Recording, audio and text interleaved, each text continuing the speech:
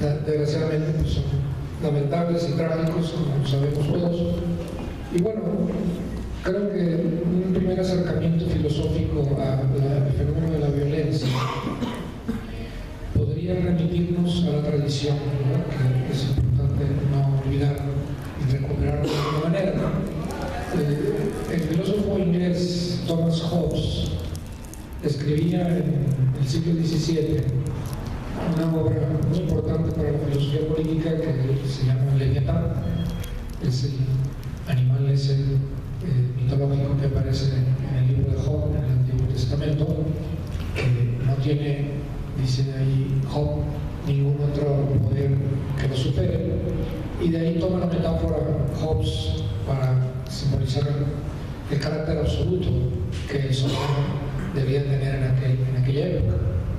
Estamos en una época donde en Europa empiezan a consolidarse las monarquías absolutas y que van a dar pie en ese sentido al Estado moderno, al concentrar precisamente lo que va a llamar después Max Weber en el siglo XX el monopolio legítimo de la violencia, que es el exclusivo del Estado, porque debería ser exclusivo del Estado este recurso a la fuerza, ¿no?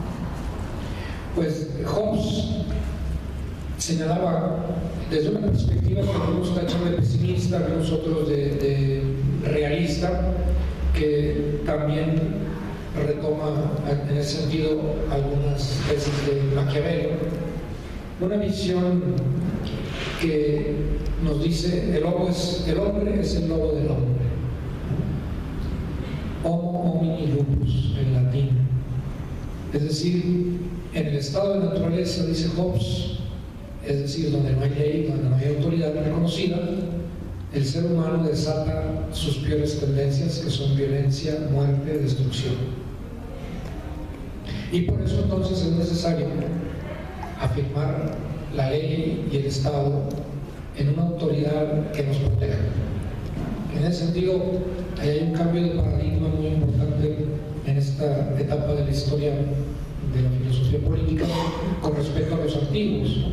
Platón y Aristóteles estaban preocupados de que el Estado nos hiciera felices y nos hiciera mejores ciudadanos, mejores hombres y mujeres, que nos perfeccionaran. Hobbes no es tan ambicioso y dice: yo me conformo con que el Estado proteja mi vida y mis bienes y procure un estado de paz. De lo demás yo me encargo, cosa que es muy actual, ¿no?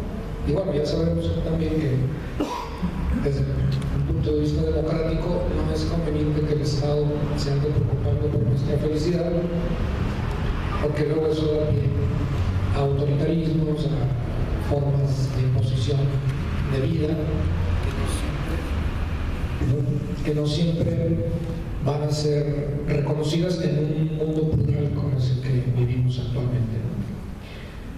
Entonces, la necesidad de la autoridad y la ley, dice Hobbes, es fundamental para la convivencia pacífica.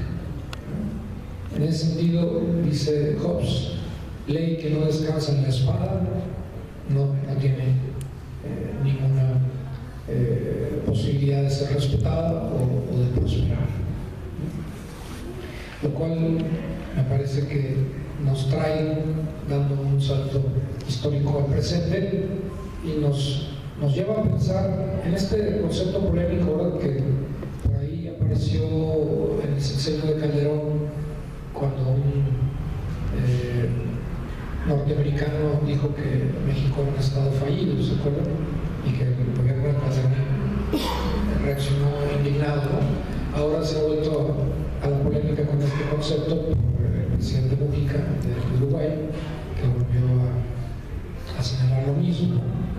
El estado fallido lo entendemos como precisamente un estado que no está cumpliendo con sus funciones cardinales, y que, bueno, yo estaría de acuerdo con Hobbes, la primera de las cuales es mantener el tejido social unido, proteger la vida de sus ciudadanos y sus bienes. Sin eso, como dice en el capítulo 13 de Leviatán, no prospera nada, ni el comercio, ni la ciencia, ni la industria, ni las las artes, y es la situación de la guerra de todos contra todos. Véase el caso Michoacán, Tamaulipas y el resto de la República, si no estamos en esta etapa de estado de naturaleza casi entrando, como la pensaba Hobbes, ¿no? Donde aquí también el recurso de la violencia, pues tendríamos también que situarlo en dos planos, más o menos, ¿no? La violencia que viene desde el Estado, que decíamos es la violencia legítima, o la que viene desde la sociedad, ¿no? Que puede tomar diferentes caminos.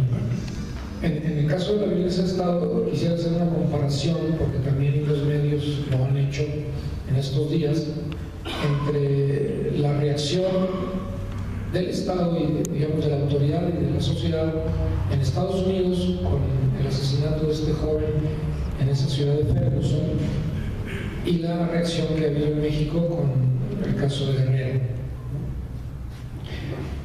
Y que, bueno, por cierto, después del asesinato de ese joven en Ferguson, a los pocos días hay otro asesinato, muerte de un adolescente en Cleveland, ¿no? Me parece, a manos de otro policía, ¿no?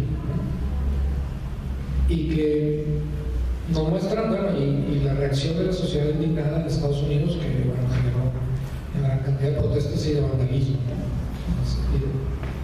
Y bueno, se hizo una comparación por ahí con esa reacción también se ha generado en México con la violencia en Guerrero, ¿no?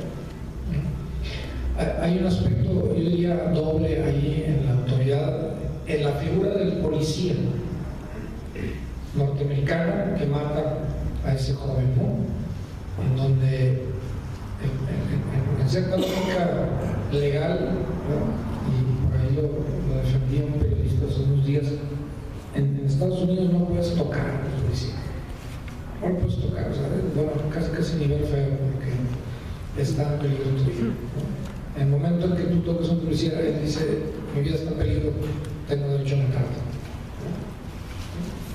Que resulta criticable si la reacción de ese policía, que yo digo, abusó de su autoridad, cuando le mete 12 balazos a ese joven, que yo diría fue una reacción fuera de contexto, tomando en cuenta que el joven no estaba armado, ¿no? Si lo está armado, pues lo mejor, él dice, yo sentí que mi vida estaba en peligro. Contexto mexicano,